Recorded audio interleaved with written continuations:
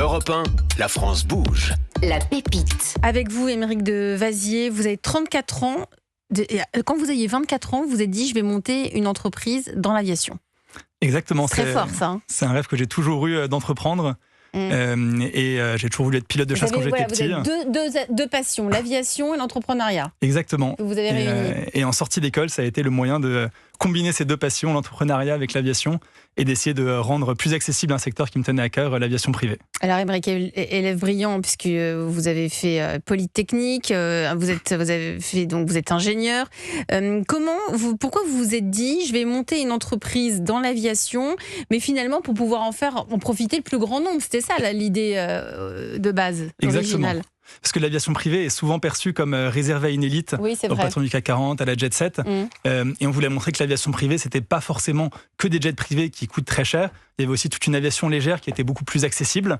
Et on voulait remettre ça au goût du jour et le rendre accessible aussi bien d'un point de vue financier avec des prix qui sont plus bas, qu'aussi user experience, donc la facilité de réserver un vol et de trouver un vol. Allez, je vous laisse pitcher. Wingly, W-I-N-G-L-Y, c'est quoi? On vous écoute, vous avez 1 minute. Alors comme vous l'avez dit, Wingly, c'est une start-up de coavionnage, donc c'est une place de marché, une marketplace, qui met en relation d'un côté des pilotes privés qui volent sur des petits avions Hélice, donc des avions de 2 à 6 places, avec des passagers dans le but de faire des vols à frais partagés. Dans un premier temps, le produit que vous avez aujourd'hui en ligne, c'est surtout des vols de loisirs. Ça peut être des balades aériennes de 1 heure pour aller voir sa région vue du ciel ou des points touristiques vue du ciel, ou aussi des excursions à la journée si vous voulez aller vous balader par exemple de Paris au Touquet ou de Paris à Deauville. Tout l'objectif pour nous, c'est de rendre l'aviation privée plus accessible, de permettre aussi aux pilotes de vivre leur passion moins cher et de partager cette passion avec des passagers qui sont heureux de découvrir la France vue d'un nouvel angle. Merci pour votre pitch, Émeric de Vazier, PDG et cofondateur de Wingly. C'est très original, hein. Vous en pensez quoi autour de la table La France bouge? Allez, Olivier Mazzucchelli, patron de Transavia. Bravo déjà, moi j'admire les entrepreneurs, hein, donc vraiment sincèrement bravo. Après, je trouve que ça résonne énormément, hein, ça répond à une demande, et puis il faut savoir que la communauté des pilotes, elle commence par cette aviation-là, donc et puis elle termine peut-être dans des avions un peu plus gros, donc on a besoin de rendre ce secteur le plus dynamique possible, et c'est vrai que ça donne envie. Moi j'ai envie d'aller voler avec sur les 4 places là, pour aller en Corse. Ça donne envie. Christelle Gimaret, vous avez étudié en plus l'entreprise ce week-end. Oui. En fait, je la connaissais un petit peu parce que... Vous l'avez déjà prise? Alors, non. Mais en fait, il faut savoir que j'ai un brevet de PPL. Ah, de pilotage? Ouais, mais je l'ai passé à 18 ans. Donc, c'était il y a 1000 ans. Donc, et j'aurais adoré que ça existe parce que j'aurais pu faire valider mes heures pour que ça me coûte moins cher. Oui, très bien. Et du coup, je trouve que le principe, il est génial parce qu'en réalité, là, on parle que du côté client, mais il y a le côté aussi des pilotes qui, eux, ils trouvent leur compte. Et c'est le cas de le dire parce qu'une heure de vol, ça coûte très, très cher. Et si elle est supportée uniquement par le pilote, il y a un moment donné où, comme moi, on lâche un peu l'affaire, quoi. Et c'est dommage parce que du coup, ce vivier-là ne va pas forcément sur l'aviation civile après. Donc, du coup, je trouve que l'angle, il est vraiment très intéressant. Après, par contre, j'ai une question. C'est comment vous faites la réassurance client pour le coup, parce que là, on imagine que c'est un pilote un peu stagiaire, un peu débutant. C'est pas Top Gun, quoi. Donc, comment vous faites ça? Bien sûr, ça c'est un des clés de voûte en plus de la plateforme, c'est de rassurer le passager qui va prendre place à bord d'un petit avion sur qui est le pilote avec qui il va voler et s'assurer que les pilotes qui soient à bord soient bien certifiés et toutes les licences à jour et le droit de faire ce vol. Peut-être avant de répondre à cette question, je vais revenir sur le côté sur l'expérience des pilotes que vous mentionnez. En effet, on a une place de marché, donc pour nous les deux côtés sont des clients. Donc, aussi bien les passagers qui vont réserver un vol. Mais les pilotes aussi des clients sont vus comme des clients pour la société. Et ces clients, en fait, on leur résout un gros problème pour eux, c'est le fait de pouvoir vivre leur passion pleinement. Et vivre cette passion, peut soit être un blocage financier, parce que voler, ça peut être cher. C'est environ 200 € l'heure de vol pour louer un petit avion. Mais aussi, beaucoup de personnes, une fois qu'ils ont leur licence, n'ont pas forcément, une fois qu'on a emmené voler sa famille, ses amis, on n'a plus forcément de raison d'aller voler. Et donc, on leur apporte des nouvelles personnes avec qui partager cette passion. Parce que c'est quand même un milieu de passionnés. Maintenant, pour revenir sur le côté réassurance, donc la plateforme s'occupe de vérifier déjà tout le côté légal des pilotes, c'est-à-dire ont-ils une licence à jour qui leur permette de faire des vols à frais partagés et d'emmener des passagers. On vérifie les certificats médicaux aussi, et on se limite vraiment ici à l'aviation légère certifiée, qui impose aux pilotes d'avoir un certificat médical. Et on a un dernier niveau de validation en France qui est basé sur la Fédération française aéronautique, qui représente en fait tous les aéroclubs qui louent ces avions. Et ces aéroclubs valident les pilotes qui ont le droit de faire des vols à frais partagés. Et donc on fait rentrer en fait une validation humaine dans la boucle pour s'assurer que les pilotes qui vont emmener des passagers qu'ils ne connaissent pas sont aptes à le faire. Ça coûte combien si j'ai envie d'utiliser Wingly, moi, en tant que, comme le disait Olivier Mazzucchelli, pour aller en Normandie ou ailleurs Alors sur les deux types de vols, on vend principalement quand même des balades aériennes de 1 heure. Ici, le prix va être environ de l'ordre de 100-120 euros par passager pour aller voir. C'est très accessible. Quand on voit le prix de l'essence, moi je dis ne prenez plus la 13, allez-y en avion.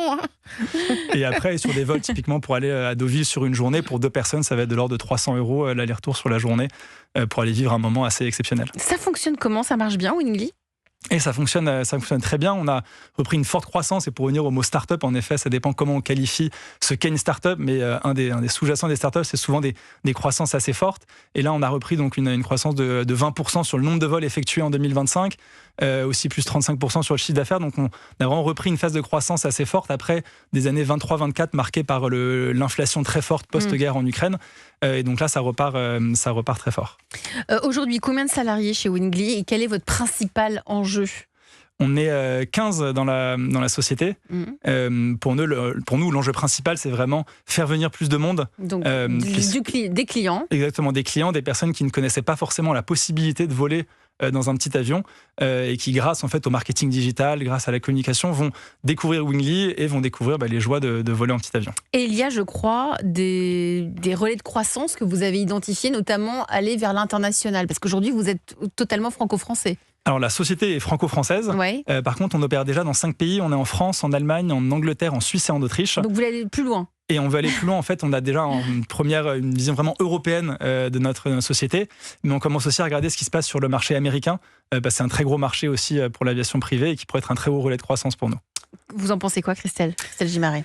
Alors moi je trouve que c'est génial parce que de toute façon tout ce qui vole moi me passionne, donc c'est canon. Alors pourquoi le marché américain? Parce que on sait très bien qu'ils ont très peu de loisirs, à part aller à Disney, ils font pas grand chose. Donc là, si c'est une boucle, peut-être que vous alliez ouvrir sur des vols plutôt d'un point A à un point B, c'est ça? Alors c'est une aviation qui est très différente aux États-Unis. Ouais. Là où l'aviation légère en Europe est utilisée vraiment pour du loisir, aux États-Unis, elle est plus utilisée pour se déplacer. Donc en effet, le fait de voir le marché américain peut ouvrir un potentiel peut-être un peu plus sur le transport. Mais il y a quand même énormément d'heures de vol qui sont faites sur le loisir aux États-Unis, de la même façon que en Europe, on a besoin de voler un minimum pour conserver les licences et les proroger. Ils ont le même problème côté pilote aux États-Unis. Et ensuite, c'est à nous, Wingly Société, d'aller créer l'envie aussi chez des passagers de découvrir l'aviation vue du ciel. Mais il y a beaucoup de zones très touristiques, le Grand Canyon, qui est le plus grand exemple, qui représente le plus d'heures de vol de loisirs au monde. Ah ben là, vous allez avoir un concurrent. C'est souvent l'hélicoptère pour aller au Grand Canyon. Alors, il peut y avoir on a l'hélicoptère sur Wingly aussi. Ouais. Et d'ailleurs, on a d'un côté les pilotes privés qui proposent des vols, mais on s'est aussi associé à des sociétés commerciales, notamment d'hélicoptères en Europe, pour leur donner en fait un relais de vente de leurs vols. Et donc, ils peuvent vendre leurs vols à travers la plateforme pour avoir une offre diversifiée sur la plateforme et que les passagers aient un maximum d'heures possibles. C'est un type d'avion, c'est quel type d'avion? Parce que, moi je parle sous votre contrôle, je crois que quand on est pilote, on peut être pilote d'un ou deux types d'avions. Tous les avions ne se pilotent pas de la même manière. Exactement. Alors plus les avions sont gros, plus on est qualifié sur l'avion en question. Dans les avions de tourisme en fait de 2 à 6 places à hélice, c'est une licence qui permet de voler sur toute cette classe d'avions monomoteurs à hélice. Mais derrière, en effet, à chaque fois, chaque avion a ses spécificités. Donc généralement, les pilotes sont lâchés sur 1 ou 2 avions donnés et ils volent que sur cet avion-là. Aymeric Devasier, vous êtes le PDG et le cofondateur de Wingly. Comment vous faites pour recruter vos clients, les clients, ce que je veux dire, les pilotes? Les pilotes d'avion, comment vous pouvez vérifier en termes de sécurité Alors, il y a 2 questions à la question. Comment on les recrute? C'est du bouche à oreille, c'est un petit secteur, ça se propage assez vite. Et leurs compétences? Et une fois que les pilotes sont inscrits, alors il y a des vérifications légales qui sont les licences, le médical, s'assurer qu'ils aient tout en ordre pour voler. Donc ça, vous vérifiez tout. Le faire. On vérifie tout et c'est le rôle, je pense, d'un intermédiaire de confiance comme une marketplace comme Wingly, de vérifier ce qu'un passager ne connaissant pas l'aviation ne peut pas vérifier. On fait ce qu'ils ne peuvent pas faire. Et ensuite, comme je disais, on se repose sur vraiment un maillage associatif qui sont les aéroclubs en France, qui vont valider eux-mêmes, donc une validation humaine dans la boucle, qui vont valider quels pilotes peuvent faire des vols à frais partagés, quels pilotes peuvent emmener des gens qu'ils ne connaissent pas, et ceux qui doivent peuvent encore mûrir leur expérience et devenir plus qualifiés. Christelle, ça vous redonne envie de piloter? Parce qu'on a découvert ce soir que Christelle Gimaret était donc pilote. Alors, moi, ça me donne déjà très envie de faire un vol. Ah, très bien. Alors, j'imagine un Paris-le-Touquet ou Paris-Deauville, parce que c'est quand même le plus accessible. Parce que si je vais plus loin, je vais prendre mon ami de Transavia.